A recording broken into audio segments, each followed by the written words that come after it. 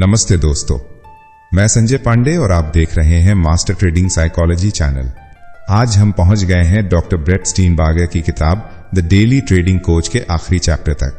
इस पूरी जर्नी में हमने मिलकर इस किताब के कई इंपॉर्टेंट लेसन्स एक्सप्लोर किए, उनके प्रैक्टिकल ट्रेडिंग इनसाइट सीखे और अपने माइंडसेट और डिसिप्लिन को मजबूत किया।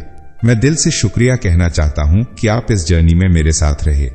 आज का चैप्टर है lesson 91, use historical patterns in trading. अगर आपने पहले के चैप्टर्स मिस कर दिए हैं तो उनका लिंक आप डिस्क्रिप्शन और पिन कमेंट में देख सकते हैं। तो चलिए आज के लेसन में देखते हैं कि हिस्टोरिकल पैटर्न से हम अपने ट्रेड्स को कैसे और बेहतर बना सकते हैं। दोस्तों, सोचिए कि कोई ट्रेडिंग फ्रेंड आपको मार्केट की डायरेक्शन बता रहा है और कहता है, मैं अब मार्केट में बेरिश हो गया हूं क्योंकि निफ्टी अपनी 200 डे मूविंग एवरेज के नीचे चला गया है। अब आप क्या करेंगे? क्या आप बस उनकी बात मान लेंगे या खुद डेटा चेक करेंगे? क्या आपको लगता है कि मार्केट के ऊपर या नीचे जाने की फ्यूचर प्रेडिक्शन सिर्फ मूविंग एवरेज या किसी एनालिस्ट की बात पर पॉसिबल है? अगर ऐसा होता तो ट्रेडिंग आसान हो जाती। ट्रेडिंग स्टार्ट करने वाले बहुत से नए ट्रेडर्स अक्सर फ्रेंड की बात या न्यूज हेडलाइंस देखकर डिसीजन ले लेते हैं। लेकिन दोस्तों, क्या ये हमेशा सही होता है? सच्चाई ये है कि इसका जवाब हमें सिर्फ इन्वेस्टिगेशन और डेटा एनालिसिस से मिलेगा, न कि अंदाजे या अंधविश्वास से। ट्रेडिंग कभी भी फेथ या गेस वर्क पर नहीं होनी चाहिए।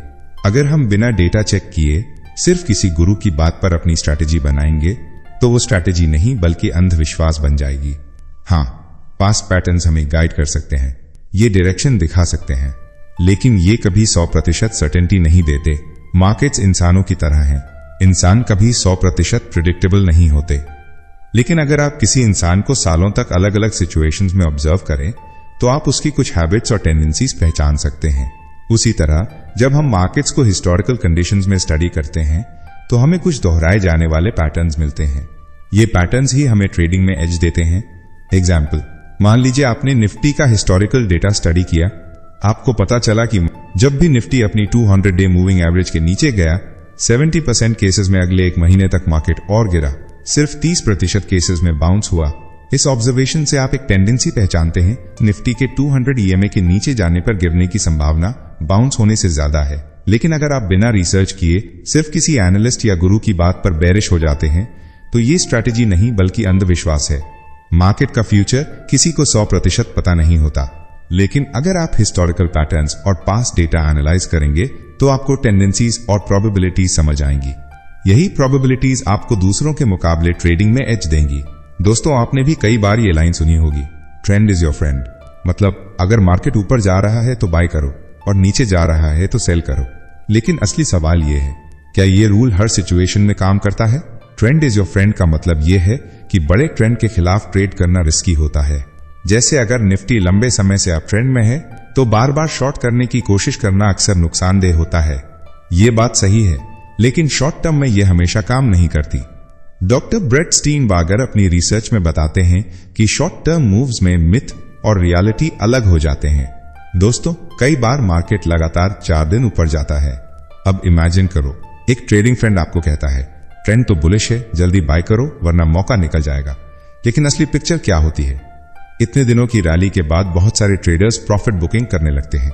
रिजल्ट क्या मिलता है? आपने दूसरे की बात सुनकर बाय किया और अगले दिन मार्केट उल्टा नीचे चला गया। इसी तरह कई बार मार्केट लगातार 4 दिन गिरता है। उस वक्त कोई कह सकता है, सेल कर दो, मार्केट क्रैश हो जाएगा।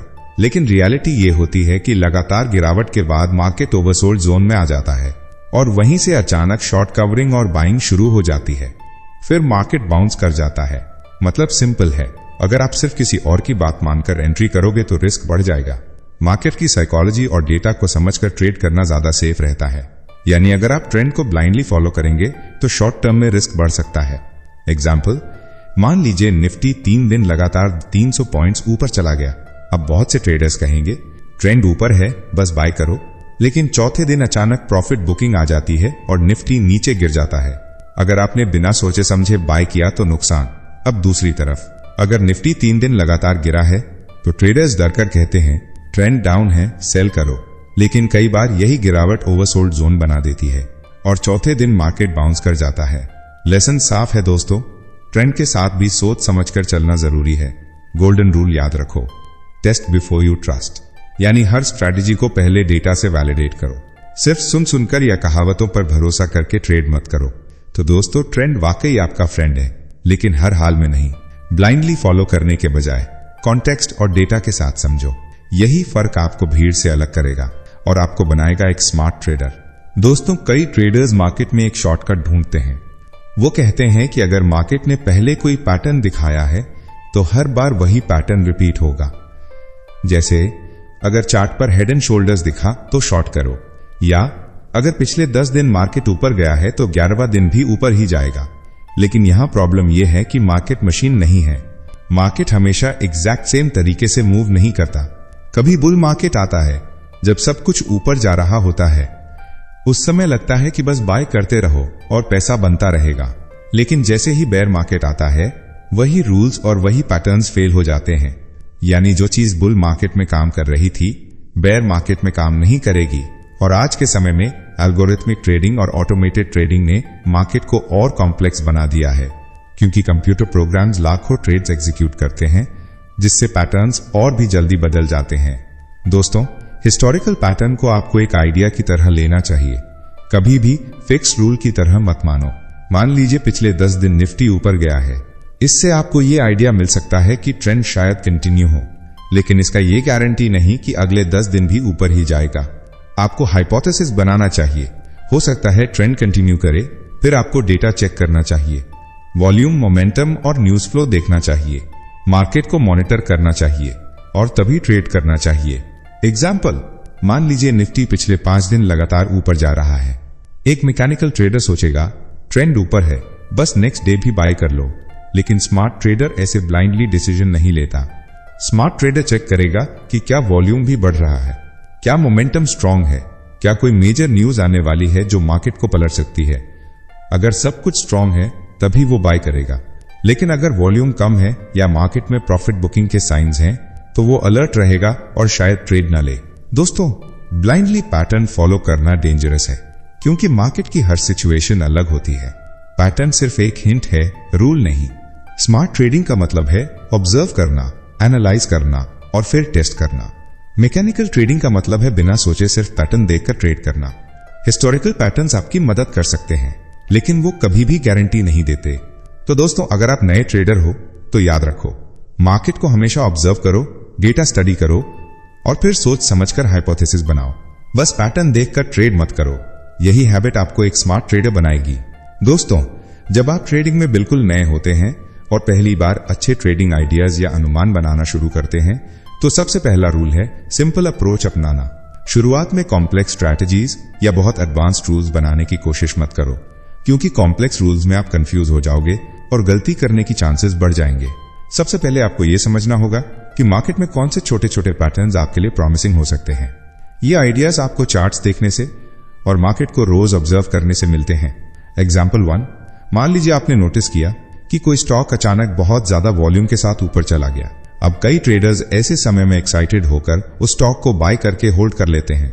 लेकिन आपने ऑब्जर्व किया कि ऐसे केसेस में स्टॉक अक्सर शॉर्ट टर्म में थोड़ा नीचे आ जाता है, क्योंकि लोग प्रॉफिट बुकिंग करने लगते हैं। तो आपका पहला ट्रेडिंग आइडिया ये हो सकता है, अगर कोई स्टॉक अनयूजुअली हाई वॉल्यूम पर ऊपर जाता है तो शॉर्ट टर्म में उसे बेचकर प्रॉफिट लिया जा सकता है। अब क्या करना है, इस आइडिया को सीधे मार्केट में यूज मत करो, पहले हिस्टोरिकल डेटा पर चेक करो।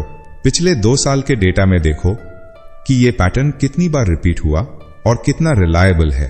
अगर बार बार सही निकल रहा है तो ये आइडिया स्ट्रांग बन जाएगा। एग्जाम्पल 2, अब दूसरा सिनेरियो मान लो, मार्केट पिछले दिन गिरा था और अगले दिन भी गैप डाउन ओपन हो गया। ऐसे समय में कई ट्रेडर्स पैनिक में आकर तुरंत सेल कर देते हैं। लेकिन आपने देखा कि अक्सर ऐसे केसेस में मार्केट थोड़ी देर बाद बाउंस कर जाता है। तो आपका ट्रेडिंग आइडिया ये बन सकता है, अगर मार्केट पिछले दिन गिरा हो और अगली सुबह भी नीचे खुले तो शॉर्ट टर्म बाउंस की संभावना रहती है।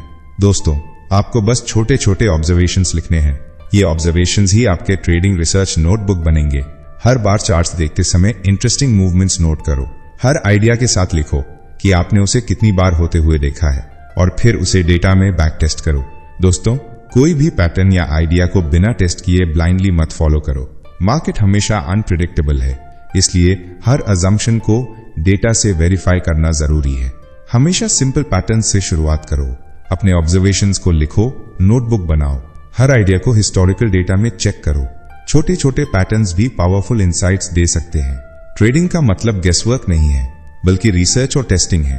दोस्तों, ट्रेडिंग आइडियाज बनाने का सबसे आसान और स्मार्ट तरीका है चार्ट्स ऑब्जर्व करना, पैटर्न्स नोट करना, सिंपल रखना और हिस्टोरिकल डेटा पर चेक करना।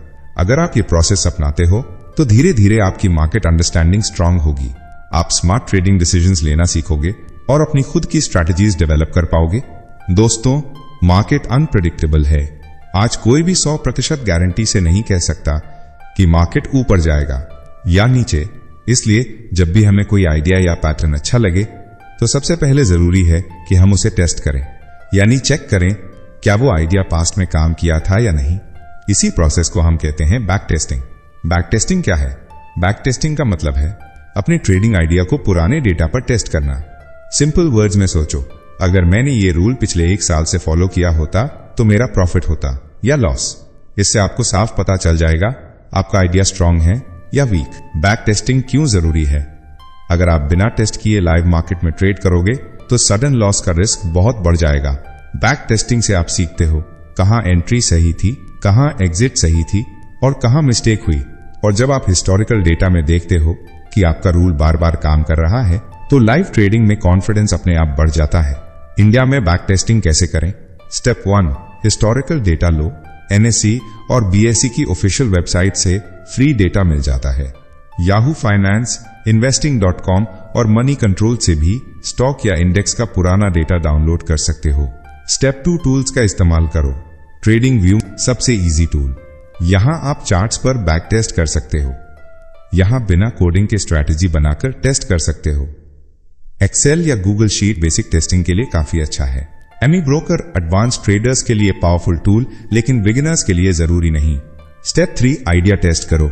मान लो आपका आइडिया है अगर निफ्टी 200 डे मूविंग एवरेज के नीचे जाता है तो अगले 3 दिन में बाउंस आता है। अब हिस्टोरिकल डेटा में चेक करो ये कितनी बार सच हुआ, कितनी बार फेल हुआ, प्रॉफिट कितना हुआ, लॉस कितना हुआ और सक्सेस रेट कितना है। सब कुछ लिखकर एनालाइज करो।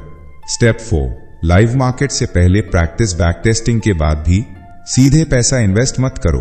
पहले डेमो अकाउंट या पेपर ट्रेडिंग में ट्राई करो। इससे आप रियल टाइम मार्केट में भी स्ट्रैटेजी चेक कर सकते हो, वो भी बिना रिस्क लिए। पेपर ट्रेडिंग से कॉन्फिडेंस बढ़ता है और मिस्टेक्स कम होती हैं।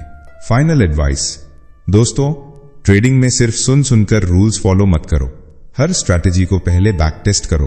बैक टेस्टिंग आपको साफ दिखाएगा आपका आइडिया स्ट्रांग है या सिर्फ इल्यूजन। और जब आप डेटा और टेस्टिंग के साथ ट्रेड करोगे तो ना सिर्फ रिस्क कंट्रोल होगा बल्कि आप स्मार्ट ट्रेडिंग डिसीजंस भी ले पाओगे। दोस्तों, ब्लाइंडली ट्रेड करना सबसे बड़ा रिस्क है। हर आइडिया या पैटर्न को हिस्टोरिकल डेटा से वेरीफाई करना जरूरी है।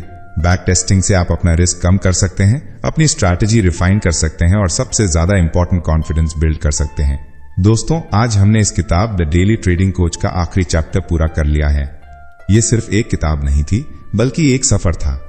एक ऐसा सफर जिसने हमें ट्रेडिंग साइकोलॉजी समझाई, डिसिप्लिन सिखाया और ये बताया कि सबसे बड़ा कोच बाहर नहीं बल्कि हमारे अंदर ही बैठा है।